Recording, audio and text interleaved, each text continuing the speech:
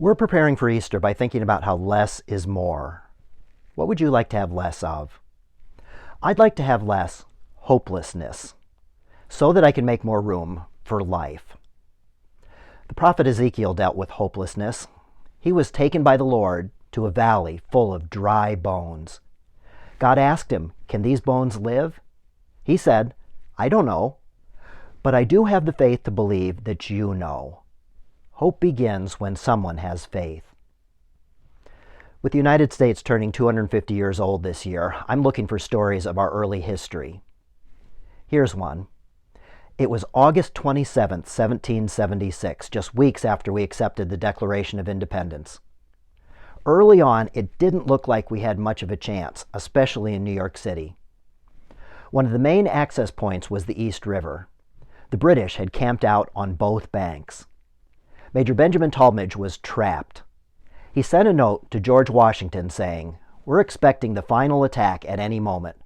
Our men are surrounded and outnumbered almost 4-1. We're low on powder. They're going to cut off our only chance of retreat. What are we going to do then?" General George Washington wrote back saying, "Firmly rely on the protection of divine providence. God has not brought us this far to desert us now." Then they waited for a miracle. Nothing happened. As they were waiting, an idea came to Washington.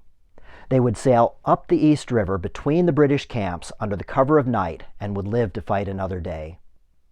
It was going well, except that the sun came up and there were still boats in the water.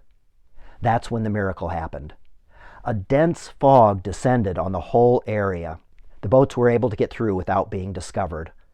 When the British did advance, they found only empty camps. Washington's words are a good rule to live by. Firmly rely on the protection of divine providence. God has not brought us this far to desert us now.